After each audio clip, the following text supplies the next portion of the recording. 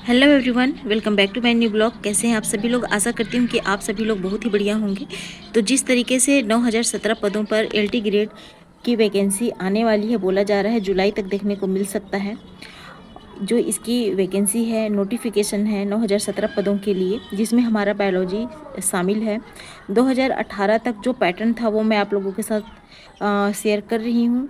और जैसे कि आप सभी लोगों को पता होगा कि यह बोला जा रहा है कि सिलेबस चेंज होके आने वाला है, प्री और मेंस में होने वाले हैं।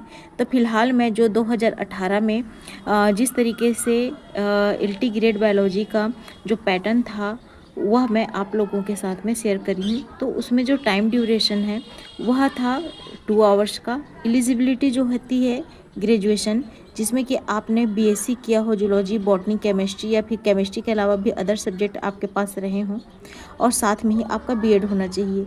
टोटल जो नंबर ऑफ क्वेश्चंस हैं वह थे टोटल 150 के, जिसमें से 30 क्वेश्चन जो है वह जीके, जिसमें कि करंट अफेयर्स या फिर जनरल स्टडीज़, जो जिसे साथ में ही जीके बोल दिया जाता है, जीएस बोल दिया जाता है, वह होता था।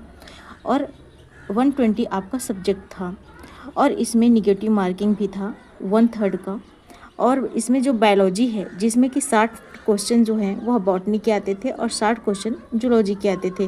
और जिसके लिए हम लोग जो हमारे टीजीटी पीजीटी में जो बुक्स थे शामिल थे, उसी तरीके से हम इसकी तैयारी करते थे। जिसकी बुक्स की जो जूलॉजी है उसके लिए आर के पिल्लई और ऑब्जेक्टिव जूलॉजी होते थे। इनवर्टिब्रेट और कॉर्डेटा के लिए कोटपाल की बुक आती है।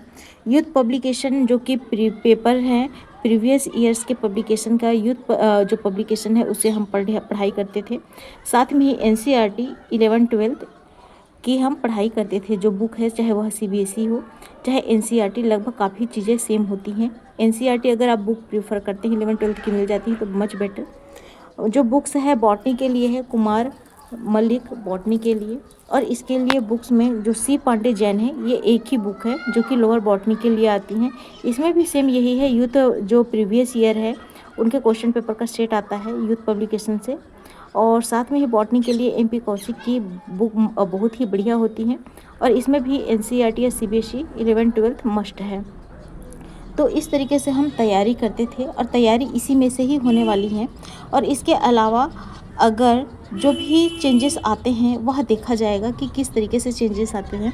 तो मैंने ये आप लोगों को 2018 के पैटर्न के हिसाब से, यह मैंने एक जो होता है कि शॉर्ट समरी मैंने बता दिया है, इसके हिसाब से हमको तैयारी करनी है। इतनी बुक्स और जो ये पैटर्न है यह तो चेंज नहीं होने वाला है, इसी में ही थोड़ा हेर फेर या बदलाव बोल सकते हैं वह हो सकता है।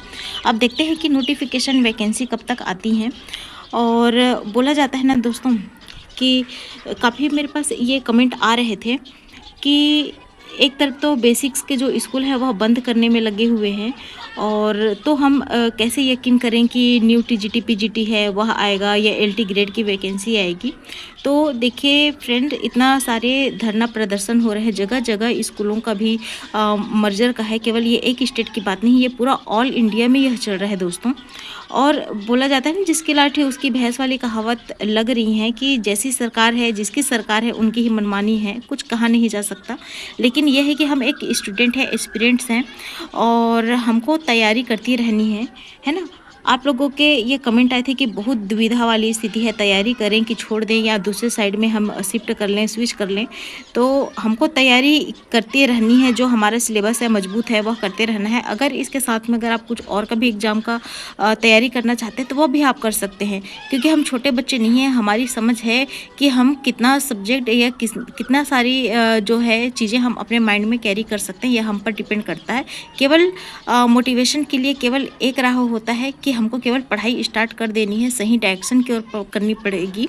और जिस तरीके से वैकेंसी कम आ रहे हैं उसके हिसाब से हमको अपनी तैयारी जो है, जब वैकेंसी जिसकी आती है फॉर्म भरिए और उसकी तैयारी में लग जाइए। बाकी यह है कि आप अपने आप को, आप एक शिक्षक हैं, टीचर हैं, ऑलराउंडर हैं हम, तो हम हर चीज़ की तैयारी कर सकते हैं जो भी हमारे सिलेबस से या फिर जो हमारे सब्जेक्ट कॉम्बिनेशन से मैच करता है। हम साइंस जो कि फिजिक्स, केमिस्ट्री, बायोलॉजी भी हम पढ़ सकते हैं, साथ ही मैथ पढ़ सकते हैं और साथ ही हम अपना बायोलॉजी है जिसमें जूलॉजी, बॉटनी है, हम सब चीज़ें कर सकते हैं। इतने समय से हम तैयारी कर रहे हैं तो वेस्ट नहीं जाने वाला है। तो मैं इसी आशा के साथ मैं आप लोगों को यही बोलना चाहूँगी दोस्तों कि आप अपनी तैयारी करते जाइए और स्किप मत करिए, क्योंकि किसी भी प्रकार का जो भी मन में संदेह है, डाउट है, अगर हम इसी चीज़ को लेकर चलते रहेंगे तो इससे कुछ होने वाला नहीं है, लॉस हमारा ही होना है। और देखिए, हम सभी ने एक सपना देखा हुआ है, बचपन से हमारे आंखों में एक सपना सजाए हुए हैं कि हमको सिर्फ एक बेहतर टीचर बनना है। लेकिन इतनी तैयारी करने के बाद भी अब मनोबल हमारा टूट रहा है। एग्ज़ाम में बैठने को मिलेगा कि नहीं मिलेगा, इस तरीके से हो रहा है ना। और आईएएस, पीसीएस, नीट, जेई जैसे सारे एग्ज़ाम है, पुलिस भर्ती वगैरह है। यूपी में तो इस तरीके से देखने भी आ रहे हैं कि दरोगा का, पुलिस भर्ती का आए दिन देखने को मिलता है। एग्ज़ाम टाइम पर हो जाते हैं उनके। लेकिन हमारे टीचर की जो ये वैकेंसी है या फिर टीचर जो भर्ती है ना, और टीचर बनने का एक जो प्रोसेस है ना, इसमें काफ़ी उम्र निकल जा रही है। और जिस उम्र में युवाओं को एक बेहतर करने का जो जोश रहता है ना, और हम बीएड स्टूडेंट तो बस लाठी और मेंटली प्रॉब्लम ही झेल रहे हैं।